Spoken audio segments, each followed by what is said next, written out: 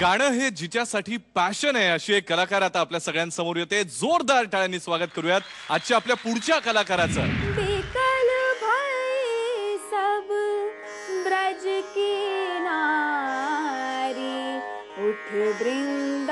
अभ्यास के अभ्यासामुळे शाळेनंतर माझं गाणं जरा मागेच पडलं. एका नाटकामुळे शुभा मुद्गलांकडून गाणं शिकायची संधी मिळाली आणि माझ्यातलं गाणं पुन्हा बहरलं. ते माझ्या मनातलं गाणं आता तुमच्यासाठी.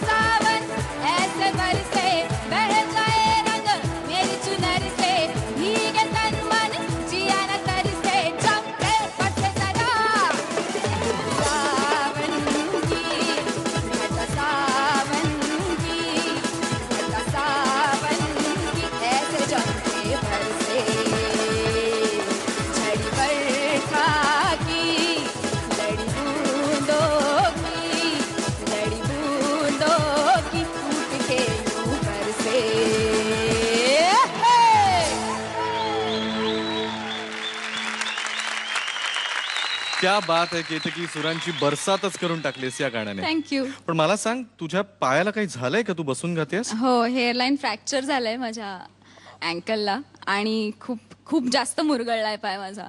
आई ग. आणि हे आता किती महिने, किती दिवस? 3 आठवडे हे प्लॅस्टर आहे निळ्या रंगाचं. त्याच्यानंतर मग एक वेगळ्या रंगाचं प्लॅस्टर लावणार आहेत मला डॉक्टर. मला कलरफुल सगळं आवडतं, त्यामुळे ते म्हणाले की 3 आठवड्यांनी आपण आणखीन 3 आठवड्यांसाठी वेगळ्या रंगाचा प्लॅस्टर लावू.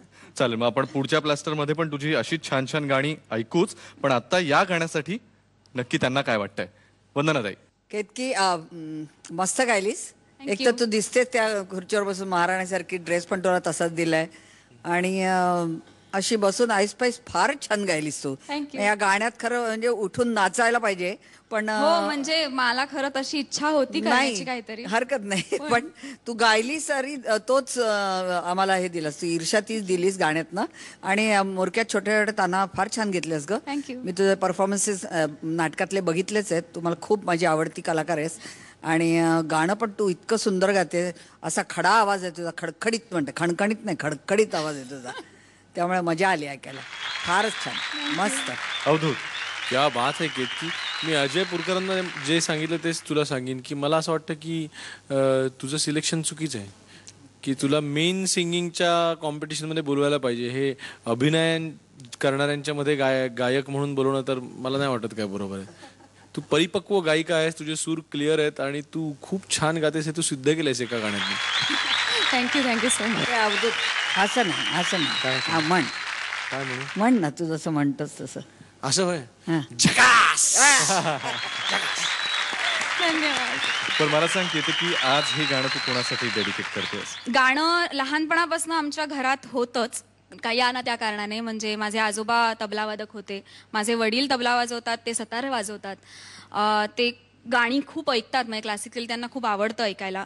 त्यामुळे गाणं घरात आहेच असं म्हणायला हरकत नाही, पण ते मागे पडलं होतं.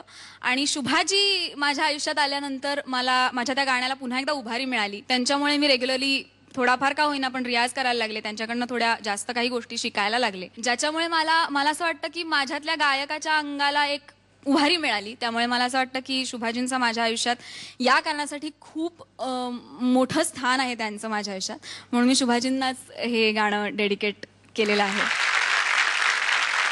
केतकी असं म्हणतात तब्येतीसाठी खडीसाखर सुद्धा चांगली असते, त्यामुळे तुझा पाय लवकर बरा व्हावा. आवाजासाठी सुद्धा आवाजासाठी सुद्धा चांगली असते, त्यामुळे या दोन्हींसाठी खडीसाखर.